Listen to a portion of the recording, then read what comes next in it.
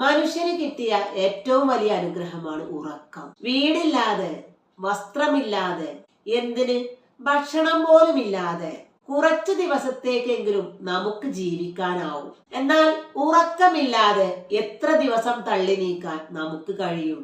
സർവശക്തനായ ദൈവം പോലും ലോകം സൃഷ്ടിച്ച് 7-ാം നാൾ ഉറങ്ങാൻ പോയി എന്ന് ബൈബിൾ പറയുന്നു. വിശ്രമിക്കാനായി നിങ്ങൾക്ക് ഉറക്കത്തെ ഉണ്ടാക്കി തന്നിരിക്കുന്നു എന്ന് ഖുർആനും അരുളുന്നു. ഉറങ്ങുമ്പോഴും മനസ്സ് ഉണർന്നിരിക്കുന്ന യോഗ നിദ്രയെ കുറിച്ച് വേദങ്ങളും ഉപനിഷത്തുകളും നമ്മെ പഠിപ്പിക്കുന്നു.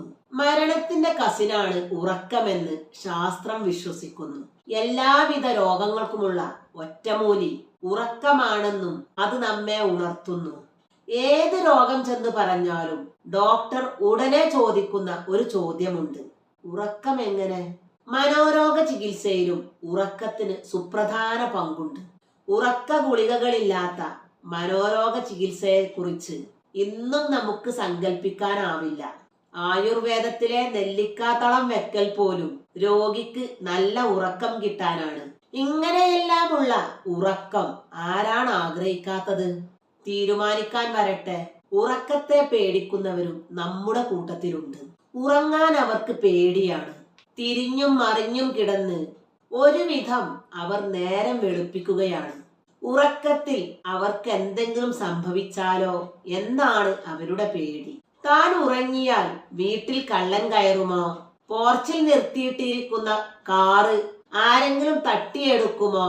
കറന്റ് സർക്യൂട്ട് വന്ന് വീടാകെ കത്തിപ്പോകുമോ? തുടങ്ങിയ ഇവരുടെ ആശങ്കകൾക്ക് കയ്യും കണക്കുമില്ല. ഉറക്കം എങ്ങനെ ഒഴിവാക്കാം എന്നതിനെ കുറിച്ചാണ് ദിവസം മുഴുവൻ അവരുടെ ബേജാറ്. ഉറങ്ങാതിരിക്കാൻ ഇവർ പരമാവധി പരിശ്രമിക്കും. എങ്ങനെയൊക്കെ ഉറക്കം നീട്ടിക്കൊണ്ടുപോകാൻ കഴിയുമോ അതൊക്കെ അവർ പയറ്റി നോക്കും. നേരം വെളുക്കാൻ അവർ കാത്തിരിക്കും. പ്രഭാതം അവർക്കൊരു പുനർജന്മമായി തോന്നും. ഉറക്കത്തെ പേടിക്കുന്ന അവസ്ഥയെ സോംനിഫോബിയ എന്ന് പറയുന്നു. ഇത് ഒരു പ്രത്യേക തരം ഫോബിയയാണ്. ഉറക്കത്തിൽ മരിക്കുമോ എന്നതാണ് ഇതിന്റെ പ്രധാന ലക്ഷണം. ഇനി അഥവാ ഉറങ്ങിയാൽ തന്നെ ഉറക്കത്തിൽ പേടി സ്വപ്നങ്ങൾ കണ്ട് അവർ ഞെട്ടിയുണരുന്നു. രാത്രിയിൽ ഒന്നിലധികം തവണ എഴുന്നേൽക്കുക, അനിയന്ത്രിതമായി കരയുക, ശ്വാസം മുട്ടൽ, നെഞ്ചുവേദന, നെഞ്ചിടിപ്പ് എന്നിവ അനുഭവപ്പെടുക എന്നിവയും ഇതിന്റെ ലക്ഷണങ്ങളാണ്. പെട്ടെന്ന് ഹൃദയമിടിപ്പ് വർദ്ധിച്ചതായി അവർക്ക് തോന്നും. ഓക്കാനം, ഛർദി എന്നിവയും അനുഭവപ്പെടും. പാനിക് അറ്റാക്ക് ആണ് ഇതിന്റെ ഏറ്റവും അപകടകരമായ അവസ്ഥ. സ്ലീപ്പ് ഫോബിയ തടയാൻ ഒരു വഴിയുമില്ല. ഒരൊറ്റ പ്രതിവിധി പോലും ഇതുവരെ കണ്ടുപിടിക്കപ്പെട്ടിട്ടില്ല. Exposure therapy, cognitive behavioural therapy എന്നിവയിലൂടെ രോഗിയുടെ ബുദ്ധിമുട്ടുകൾ കുറക്കാം എന്ന് മാത്രം. ഈ മാനസികാവസ്ഥ ഉള്ളവർക്ക് പ്രമേഹം, ഹൃദയാഘാതം, രക്തസമ്മർദ്ദം, അമിതവണ്ണം, വിഷാദ രോഗം, സ്ട്രോക്ക് എന്നിവ പിടിപെടാൻ സാധ്യതയുണ്ട്.